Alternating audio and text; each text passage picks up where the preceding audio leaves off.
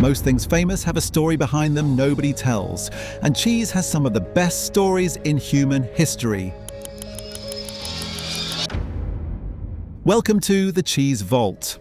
Every week we crack open the hidden histories behind the world's most iconic cheeses.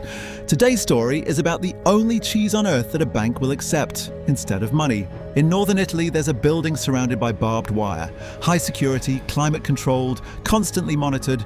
Inside, the shelves stretch for aisles, stacked 20 rows high with hundreds of thousands of golden wheels. Not gold bars, cheese. Around 440,000 wheels of Parmigiano Reggiano, worth hundreds of millions of euros, sitting inside the vaults of an actual bank. Because in this corner of Italy, cheese isn't just food, it's currency, it's collateral, it's an asset class. There are inspectors who guard it, criminals who steal it, and bankers who will happily lend you money against it.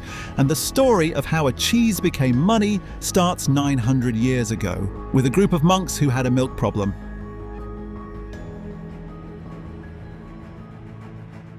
Around the 12th century, in the flat green plains between Parma and Reggio Emilia, Benedictine and Cistercian monks faced a very practical problem.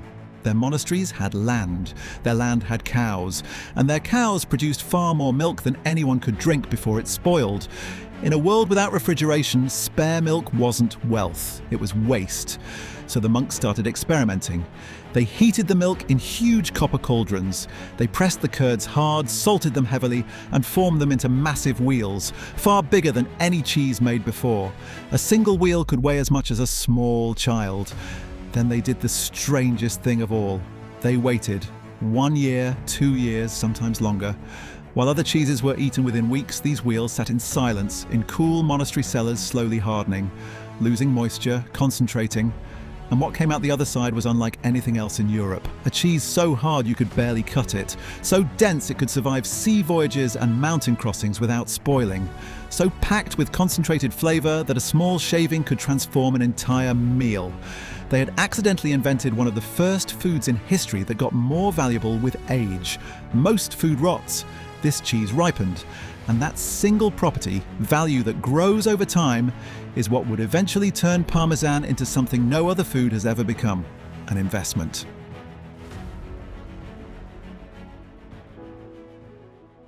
By the 14th century, Parmesan was famous across Europe. When the Italian writer Boccaccio described paradise in the Decameron, he didn't fill it with gold or jewels. He described a mountain of grated Parmesan cheese, with people standing on top of it, rolling fresh pasta down its slopes. That was heaven to a medieval Italian, a mountain of Parmesan. Kings sent wheels of it to each other as diplomatic gifts. Merchants carried it along trade routes like a form of portable wealth. It crossed borders, crossed oceans, and turned up on tables from Constantinople to London.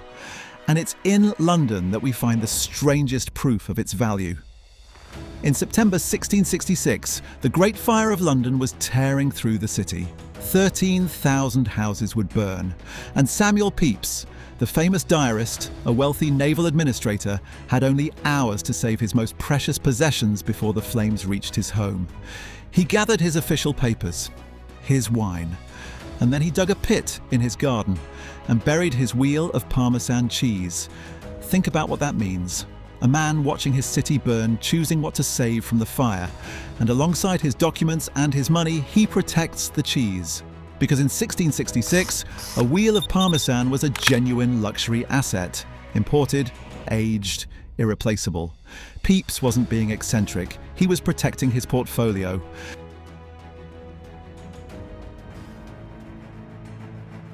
Which brings us to 1953, and a bank with a problem. Credito Emiliano, known locally as Credem, served the farmers of Emilia-Romagna, and those farmers had a brutal cash flow problem built into their entire business. A wheel of Parmigiano Reggiano takes 18 months, 24 months, sometimes 36 months to mature, which means a farmer spends 2 full years paying for milk, labour and storage, while every penny of their wealth sits on a shelf, slowly aging, earning nothing. They were rich in cheese and completely broke in cash, so the bank made a decision that sounds like a joke. They started accepting the cheese itself as collateral. "Bring us your young wheels," they said. "We'll value them at the price of mature cheese, lend you 60 to 80% of that value in cash. And we'll keep the wheels in our own vaults until the loan is repaid." And they didn't just store the cheese, they cared for it. The bank built climate-controlled warehouses and hired trained inspectors. Bank employees clean the wheels, rotate them, tap them with small hammers, listening for hidden cracks and air pockets. A skill passed down through generations like a safecracker in reverse. Under the bank's roof, barely 1% of the wheels ever spoil. Out in ordinary storage, it's closer to 10. The cheese is literally safer in the bank. And all the while, it matures, growing more valuable by the month. If the farmer repays, they get back a fully aged, fully certified fortune. If they default, the bank simply sells the cheese. It's one of the most successful collateral systems in banking history. Harvard Business School literally wrote a case study on it. 440,000 wheels, hundreds of millions of euros, an entire economy running on cheese.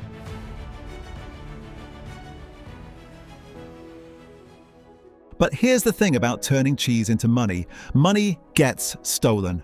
Parmigiano Reggiano is now one of the most stolen foods on earth. Organised gangs target dairies and warehouses across northern Italy, sometimes taking hundreds of wheels in a single night. Whole trucks vanish, warehouse walls get cut open, and it makes perfect criminal sense. A single wheel weighs around 40 kilograms and can be worth hundreds of euros. It has no serial number a normal buyer would ever check. It doesn't need to be laundered or fenced through some shady dealer. It can simply be cut up, sold, and eaten. The evidence disappears, one grated pasta dish at a time. It might be the only stolen good in the world that the buyers happily destroy for you.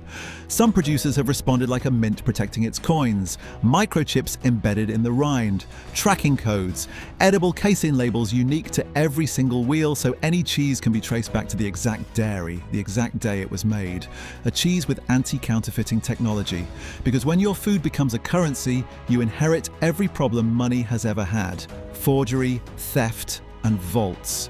Today, around 4 million wheels of Parmigiano Reggiano are made every year by roughly 300 certified dairies in one small region of Italy. Every wheel is still tapped, tested, and branded by hand. The finest still spend years in the dark, some of them inside a literal bank vault, quietly appreciating like shares in a company. 900 years ago, monks just wanted their milk to stop going off. They ended up creating the only food on earth that banks treat as gold. If you found that fascinating, subscribe. Every week, the Cheese Vault goes deep into the untold stories behind the world's most extraordinary cheeses. Next time, we're heading back to France for a soft, white, innocent-looking cheese with a dark claim to fame. It was called the King of Cheeses, and it may have helped end a king's life. Brie, the cheese of kings and revolutions. See you then.